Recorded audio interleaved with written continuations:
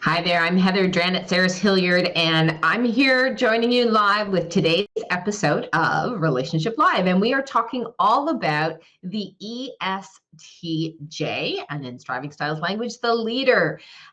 We're here hosting Relationship Empowerment Month this February, myself and my business partner, Dr. Ann Dranitsaris, bringing you insights and tips into how to do relationships with each of the 16 personality types and the 8 striving styles. And as you will see by tuning into each and every one of the episodes, no two types and two relationships exactly alike.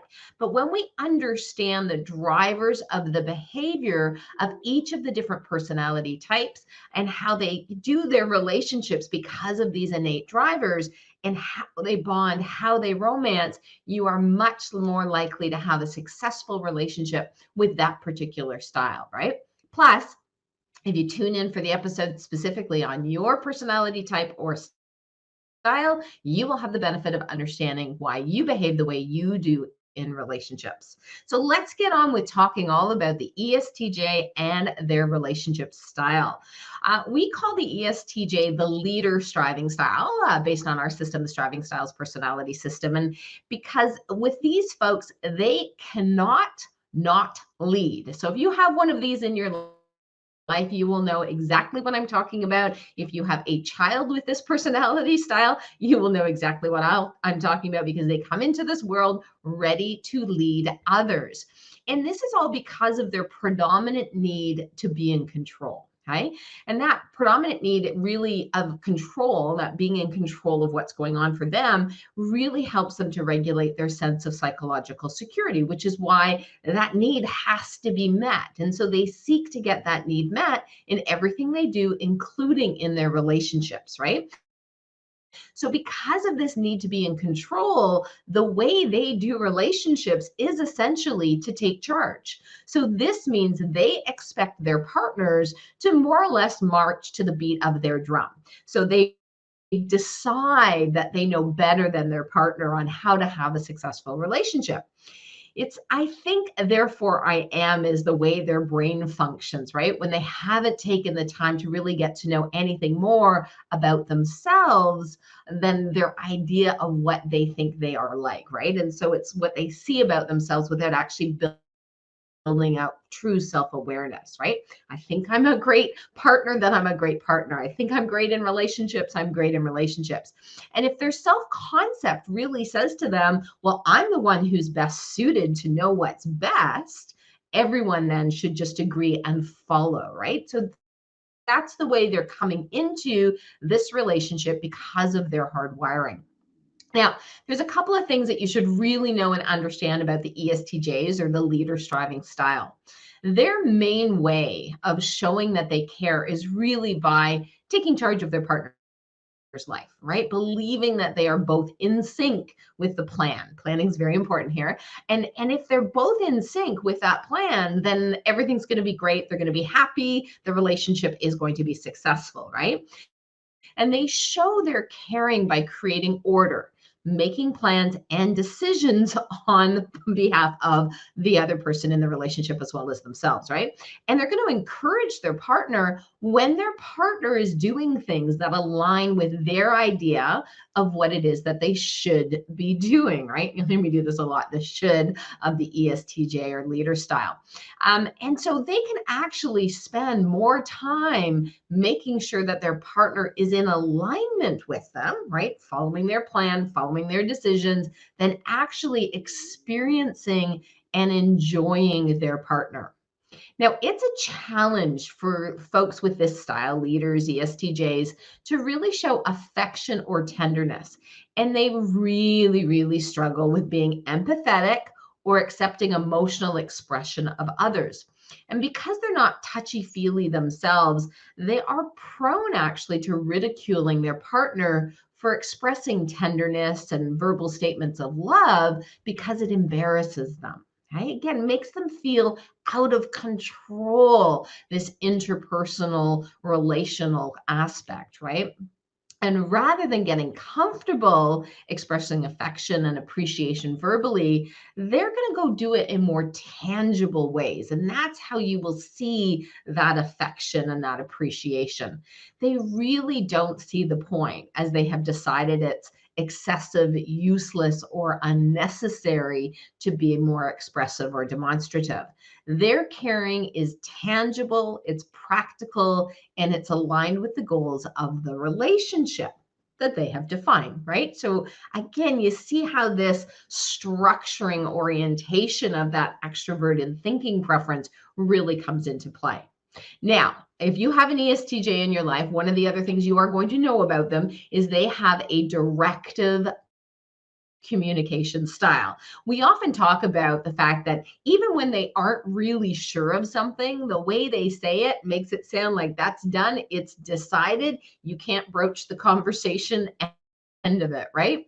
And that there's really no room for discussion with them. And because of that communication style, and that's how people tend to react to that directive communication style. And much of the time, of course, that is what they prefer, right? I've said it, I've done, it's decided, move on, right? Why are we still talking about this? We've already moved on from it. They like to tell their partner what to do, right? And they expect their partner to comply. It goes back to that need to lead, right? Leading lets them be in control. Being the one who's doing all the directing and the organizing allows that innate psychological need of theirs to be in control to be met. And then they feel secure, they feel satisfied. And they act really as the boss of their partner. And you can almost sort of see it. I think about some of the ESTJ relationships that I know, is like the person who's the ESTJ is they're the boss in the relationship, right? And it's they're the dominant. They move into that dominant position within the relationship, and they, instead of sort of going into that mutual decision making or that collaborative planning with their partner, they kind of treat them like subordinates in the relationship. And this lets them maintain control over any uncertainty or any other chaotic emotions that they really have no tolerance for. Now, there's so many more things that I could be telling you about the ESTJ. This is just a little bit of a teaser to kind of get you warm up before I lead into talking about their relationship style more specifically. If you want to know more, check out our website, nowfixyourrelationship.com, and you'll find all kinds of other resources that we have about the ESTJ, and certainly other personality types that we are here focusing on over the course of Relationship Empowerment Month this February. So this workshop, though, we're here to talk about struggling, anyone, or talk about and focus on how to have a relationship with an ESTJ, or if you're an ESTJ, what are some of the challenges that you might produce in your relationships, right? And again, when we look at it from an ESTJ perspective, because of their self-protective, codependent, unconscious behavior, and we all have that regardless of our personality style, but it's that when we shift into that self-protective behavior and that unconscious behavior, that's when we tend to create challenges. And that's when we who are in relationship with people who have this particular personality type or style of the leader are going to find it more difficult. We're going to struggle more. We're going to feel more frustrated and challenged in that relationship. So before I get into some tips about how do we navigate some of these big challenges of the ESTJ, I want you to understand a little bit about how they bond, right? Now, we all bond in relationships, but when we have an insecure or an avoidant attachment style like the ESTJ does, we bond in a more codependent way. So most of us get stuck here and still have some relationship maturing to do. So that's okay. After all, when you think about it, nobody really trains us in the art of interpersonal or relationship effectiveness. We sort of go in and try and navigate it. Now, the way of the ESTJs and how they bond is to fuse with their partner and to become the better half of that partnership. So they are in the dominant position and they expect their partner to take on that more subordinate role and really act in alignment with their decisions and their relationship rules. Yes, I said it. their rules, because in the mind and in the world of an ESTJ, this is the way it should be done, and this is the way it should be done, and you should behave like this, and this is how it should happen, right? So they have all kinds of rules that they have around their relationships and around their world, again, because their natural orientation is to define and to direct. Doing all of this diminishes their anxiety. So that's important to understand why they're doing it, right? It keeps the safety of their comfort zone, meets that need to be in control. But it's self-protective. It creates that sort of perfect codependent partnership, providing they are in a relationship with a partner who doesn't act independently and willingly goes into following their lead. And someone looking for an equal partnership is going to run into a lot of power struggles. I know this one firsthand. My ex-husband is an ESTJ, and there's just so many power struggles over when you yourself want to be independent or want to have a more interdependent partnership type relationship, because ESTJs, they don't collaborate, they don't go into that place, right? So the power struggles are normal and natural in a relationship with an ESTJ, and often what we see their partners do is move into that subordinate role just to keep the peace, right? Not satisfying for them, but it's a way of keeping peace in the relationship. For an ESTJ, it really upsets the natural order of things to build consensus instead of just deciding for the two people involved in the relationship. And if there's children involved, it's making the decisions for everyone. Now, their need to be in control, of the relationship, their feelings, and their partner really causes them to use a variety of tactics. And it's all aimed towards getting their partner to back down or come into line, right? In essence, with those rules or follow that direction. They can become cold and punitive rather than hot and argumentative. Retaliation and direct punishment are tactics that the ESTJ will use to regain their dominant position when they feel threatened, right?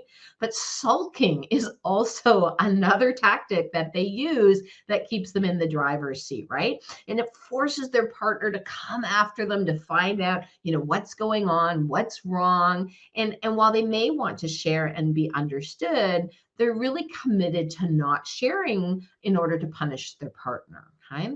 So they'll keep their partners out in the cold when their partner is not operating in that subordinate position, not operating in line with the expectations of the ESTJ leader style, right? They have absolutely no qualms around making their partner feel guilty and even ashamed for even the most minor acts of independence. Whether it's the silent treatment or a 3-hour lecture, they will get back in control by withdrawing approval and affection. And forgiveness is something that in their minds must be worked for, right? So their partners actually have to go after working towards getting forgiveness from them. And then it's really up to the partner to do the work to get back into their good graces, right? So you don't see them coming around and sort of recognizing it. And you see the power dynamic that goes on in the relationship with an ESTJ, again, when they're using the self-protective, unconscious behaviors of their predominant style, right? Which is the extroverted thinking function. So really, again, I just, to reiterate here, the ESTJs need their partner to adapt and to conform so that their need to be in control gets met, but it's at the expense of the partner's needs. And so if you're in a relationship with an ESTJ, you're going to totally, identify probably with this, where it's like, it's not, my needs are not taken into account. It's like whatever they want, whatever they've decided, that's kind of how we go along with it. And it's that thing that goes on, right? The ESTJ decides that they know better than their partner does in terms of what they should want, how they feel, and really do use a my way or the highway approach to those interactions, and including to discussing plans and how things should be done. The rules and the role of the relationship are really decided by that dominant ESTJ, right? And it's all done to suit their purposes without consultation from their partner, right? They'll just make these decisions and expect the partner to just come along and go along with it. And they will take it upon themselves to go so far as to correct their partner when their partner does something that they believe is wrong. So you see almost setting up this parental punitive type of environment when the ESTJ is being self-protective and really holding on tight to their safety zone or their comfort zone where they're completely in control all the time. They will and do operate in these circumstances with an inflated sense of entitlement, right? So they assume it's their right to be in charge and to be in control, whether you've asked for it or not. Now, ESTJs avoid almost all feelings except for power feelings, right? Anger, frustration, impatience, and they use it to drive themselves and their partners relentlessly here. It's as though through constant busyness, they can somehow outrun their anxiety and their fear of being out of control, of feeling powerless or helpless or chaotic really causes them to tighten the reins on themselves, on their partner, on their children. You really see sort of that shrinking in.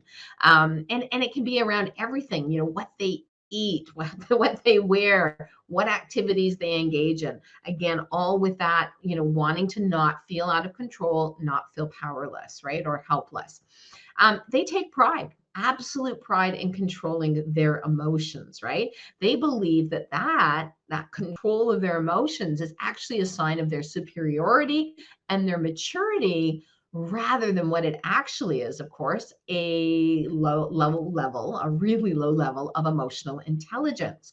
And when you ask them how they feel, they'll say things like good or bad, but rarely can they actually identify emotions that they are experiencing. And as a result of not knowing what they feel, they're either in control or they're out of control, with a tendency to wind themselves up without knowing that they're experiencing so much stress that they are about to blow, right? I remember one of my clients when, talking about an ESTJ leader that worked within the organization and comparing it to a golf ball, because if you know anything about golf balls, which I learned through this analogy that he used, is the inside of a golf ball is wound really, really tight, right? And so that's what, again, when they're being self-protective, when they're operating out of these unconscious behavioral patterns that are hardwired into the brain style of the ESTJ, this is what you're going to see. Now, neither they nor their partner knows when they are going to be triggered. We often sort of use the analogy, if you've ever been to a water park and they have the big buckets and it's like drip, drip, drip, drip, and then eventually it's one drip too many and the whole thing dumps. ESTJs are kind of like that, right? It's like they never know when that final drip is going to come in to that emotional bucket of theirs, and they let go with a vengeance. So that I'm in control of my emotions, I'm in control, and then I'm completely out of control, and out it comes. And then they, again, that triggers their feelings of, oh my goodness, I'm completely out of control. I need to get back in control again. Okay. So this brings us to the first relationship challenge their partners and others have with the ESTJ. And that is that they will infantilize you. That they really will, because they step into that place of the primary decision maker, they don't feel the need to discuss with or include their partner when making decisions that concern both themselves and their partner. And while they themselves absolutely hate to be blindsided, their partners often describe themselves as feeling like a deer in the headlights when their leader partner, their ESTJ partner, changes their mind, springs something on them unexpectedly, and just demands that they head to this new direction or this new directive that's being given by their ESTJ partner. And while their partner, the ESTJ's partner, is perfectly capable, as you all know, of making their own decisions and deciding for themselves, the ESTJ, when allowed by their partner, will really infantilize them, right? They'll take over all of the decision-making responsibilities. And these tactics are subtle. in the beginning. They really are. But as the relationship progresses, they become increasingly possessive, using their emotional reactions to create fear and deference towards them, right? And they'll treat their partner like a child is essentially what happens, right? And that fostering that dependency on them, even though there's absolutely nothing about the partner that requires such treatment. ESTJs will make decisions even and choices for their partner as they have concluded that they are more intelligent, more competent, more rational. And again, they expect their partner to go along with this distorted view that they have created of their around their partner. Now, should their partner oppose them, watch out, right? Suggest they're wrong or want to do something different, they become, the ESTJs, these leaders become emotional and aggressive, forcefully pushing their agenda. We see it all the time in the workplace too, where they shift into bully mode, right? And sort of talking the loudest, or even making some really devaluing and ridiculing comments, like shaming their partner, telling them what how stupid you are, or what an idiot you are, that this is never going to happen, right? And that's how they again put themselves back into control. So here's a tip for you if you're in a relationship with an ESTJ, personally or professionally, right? Because they are everywhere in leadership positions in particular, right? We see tons and tons of them in leadership roles. You have to practice assertiveness, because surviving the behavior of the ESTJ requires the partner to submit their will to them. And then the more you give in to the ESTJ, the more the ESTJ believes that you're not capable, the more they take over, right? They tend to choose partners that are easygoing and submissive, and partners that have more difficulty with self-assertion, because it works for them, right? Setting up that codependent dynamic where they're the dominant with the submissive. They are afraid that asserting themselves, people that are in relationship with ESTJ get fearful of asserting themselves because it's going to cause bigger problems in the relationship, right? I remember at one point in time when I was still married to my ex, and he'd made a decision about something that I had suggested. And I said, oh, okay. And then somebody asked me, why does he get to decide? And I thought, wow, what a great question. Why does he get to decide? And because I hadn't learned how to negotiate, and I hadn't, and so this pattern had crept into our relationship where, he became the decider, even though I was the primary breadwinner and I was the one that, was sort of leading the charge around our life. Somehow he became the decision maker as opposed to us doing it together. And so it was really interesting working to shift that dynamic and having to become more assertive and recognizing when I was, deferring my authority for that decision or not insisting that it be a shared decision, right?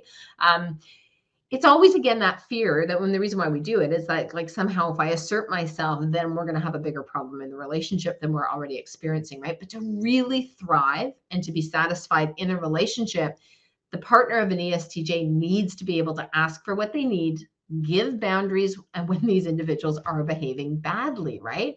Assertiveness means standing up for your personal rights and expressing thoughts, feelings, beliefs honestly and appropriately without violating the rights of another person. Fighting with an ESTJ when they're trying to win, which is what they do, right? That their aim is to win, not to resolve the issue, really is an act of futility. So if you find yourself repeating these same conversations, it's really thinking about, what you need to move out of that pattern, because you're not going to be able to win.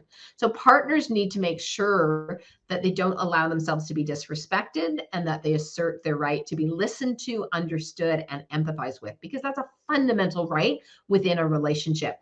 Communicating what you will and won't tolerate without humiliating, dominating, or degrading the ESTJ. It's like let's agree to what the actual relationship rules are, not just the ones that you've defined, but the ones that work for both of us.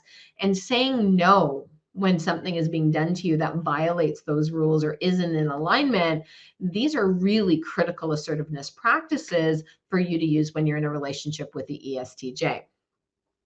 Now, the second challenge I want to talk about, speaking of rules, is they make rules and then they expect you to conform, right? So if the goal of the ESTJ is to stay in control and to manage their anxiety about the unknown, they'll do this by having different rules and restrictions for their partner than for themselves, right? So, keeping the partner under their thumb is a way to really manage their anxiety around being abandoned, rejected, or even losing the other person to an affair. And so they have a hard time trusting a partner's judgment, believing they should only see people and only do activities that the ESTJ approves of. Of course, the ESTJ is free to decide for themselves what they want to do, when they want to do it, but they want to sign off on anything and everything when it comes to their partner, right?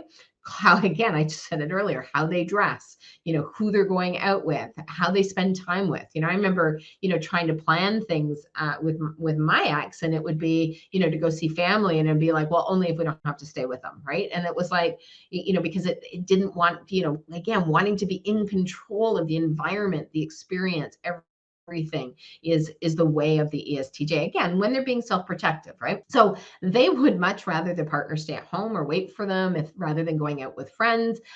If they should spontaneously go out without asking for permission, remember, ESTJs don't like to be blindsided. They can get pissed over activities like this. They can get upset if you're not home when they finally arrive. They're not above making up stories of infidelity, demanding to see their phone or call the person they said they are with, right? So again, that need to stay in control to manage their anxiety.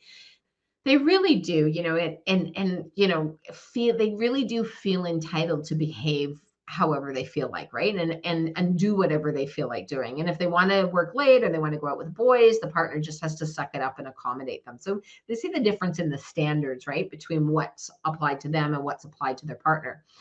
They're notorious for spending long hours at work, bringing work home, working in bed, bringing computers on vacation with them, the phone, without regard for how this makes their partner feel. Their argument is often, I'm doing what's best for both of us, and they try and turn things around, accusing their partner of being ungrateful when the partner is trying to get a shift in their behavior in the relationship, right? So here's what you need to do if you're experiencing this challenge in your relationship with an ESTJ. Stop explaining and justifying.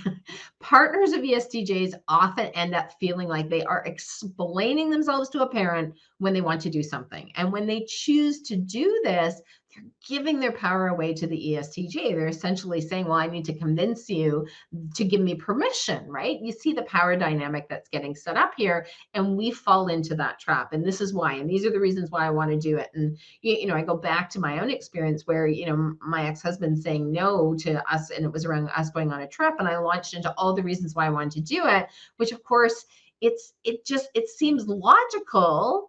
In a parent-child relationship, of course, that's what we have to do. We're trying to influence but not in a partner relationship. We're supposed to be equals here.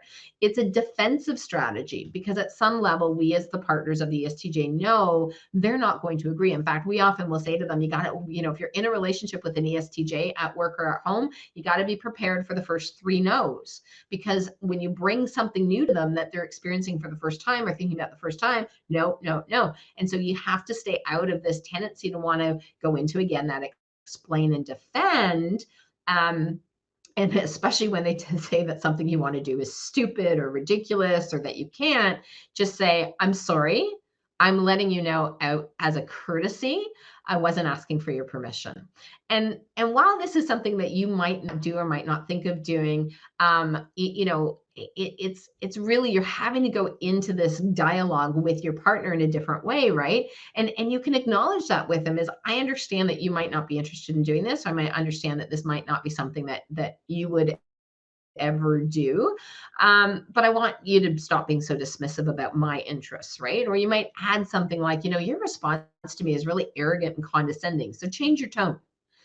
naming their behavior, telling them that they can't decide for you, that they don't have, and that you're not looking for their permission. They don't have that authority over you. You're not their child, and that they can't decide for you what you can or can't do. That's what sets those boundaries up that are so, so essential in the relationship with the ESTJ. And ultimately, it stops them from becoming a tyrant in the relationship, which is very important.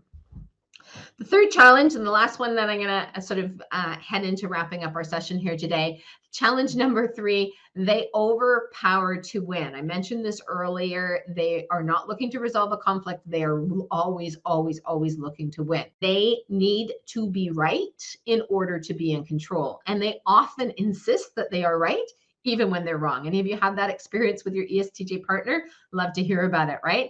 Now, when they're in disagreement with their partner, they're going to use the force of their personality and their emotions to dismiss them, to discount their partner's position, their ideas. They're going to use any overpowering tactic that they can to win, right? They're voicing louder, sort of in the space, the use of language.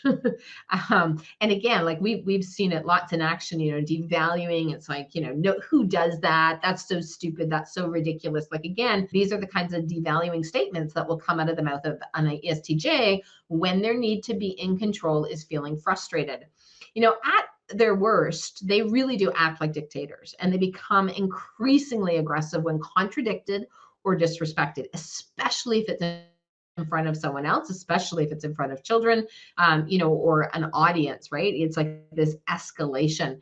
They act really as though their partners are not entitled to challenge them, right? Because again, they're right. That's how they stay in control. And their temper really quickly escalates when the partner doesn't give in. Louder, more forceful, repeating over and over again the same thing, what they've already said. All of this is an attempt to overpower, which you need to recognize the strategies for what they are, right? Ridiculing, threatening, devaluing, or I'm talking about hurting their feelings of the partner without remorse, because getting their way in that situation is more important than how it is that their partner feels. They can go from 0 to ballistic in seconds, leaving their partner to really pick up the pieces of their broken self-esteem that comes as a result of this behavior. They really do fail to see how they really do fail to see how it takes the human aspect out of that dynamic, that relational dynamic, when they disallow their partner's freedom to express their feelings or challenge their ideas, right? It's like, that's like you're sort of left with this sort of, I don't even know sometimes where to go with this, because they really shift into that shaming and bullying and always telling you that you're wrong, right? It's their drive to be in control. They beat down the person they love instead of listening to them. And we see this when we have ESTJ parents all the time, right? Trying to get them to shift out of this self-protective pattern. So here's the tip for you if you're in a relationship with an ESTJ. And if you are an ESTJ, I hope you're taking all of this advice to good heart as to some of the things you want to watch for in your own behavior. It is really, really important when you're in a relationship with an ESTJ and they're going after their, trying to win, that you not use passive aggressive behavior, because getting into a power struggle or using passive resistance and rebelling against the authority of the ESTJ is often, it's a strategy that a lot of partners will use to try and get back their power. But, following a long discussion where the partner failed to convince the ESTJ of something they wanted to do, instead of saying, well, I'm sorry you don't agree, but I'm going, right? They will back down. And then they will lie about where they're going. They will sneak out, right? See this parent-child dynamic, power dynamic suddenly emerging when the partner starts behaving in this more passive-aggressive way. And they sneak out to go do exactly what their ESTJ partner told them that they disapproved of.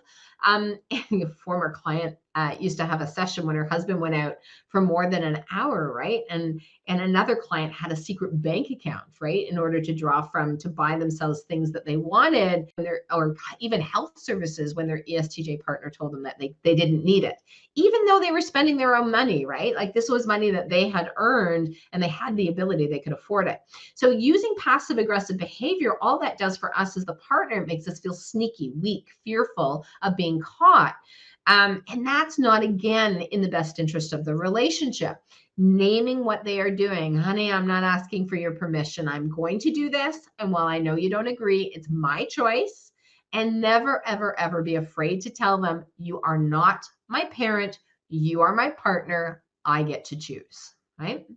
Want to learn more? This is, again, just the tip of the iceberg as we start to really learn to understand the relationship style. Lots more information about them, including how they do romance, especially as we head into Valentine's Day. So if you want to know more, check out the relationship report for the ESTJ, or the leader striving style. All of these resources are available, including in-depth training about each of the different personality styles, and you can get to those through our website, Now Fix Your Relationship. There's just so much more to be learned. I mean, Hannah and I, between us, we can go on and on about all of the stories and the information. And this is really, really important, because the more we understand the relationship styles of our partner, of ourselves, we can look to these challenges. We can look to these behaviors that are predictable because they're hardwired into their brains based on their brain organization. And we can start to unpack that and look at, what do we need to do? What do I need to do to respond versus react? How do I not allow this behavior to kind of pull me into a dynamic that's not going to be productive for us? How do I, again, work with my partner and have some of these sorts of phrases that I've talked about here in our session today, and start to use those in order to, again, move the relationship forward? Don't forget, we're going to continue throughout the rest of February, Monday to Friday. We've got 16 personality types to cover. We've got 5 down behind us at this point in time. And you can check out all of those. We have posted them up on our YouTube, or we do have a replay room available at Now Fix Your Relationship as well. Monday, if you're back joining us here live, or if you're catching us on the replay, we are talking about the ESFJ. So the socializer, that's the extroverted feeling function. And we're going to talk about some tips on how to deal with their top 3 challenges. If you are in a relationship with them, or if you are an ESFJ, come join us so that you learn about some of the challenges you might be producing for your partner or for others in their relationship with you, so you can learn some strategies on what to watch for and what to navigate around. So tons of resources. If you can't make it, always, we're available on the replay. If you have questions, please post your questions here inside of our Facebook group, or send us an email. We're happy to give you more information or respond to some of the specific relationship challenges you are having with the ESTJ. Thanks for being in the audience, and look forward to having you back real soon.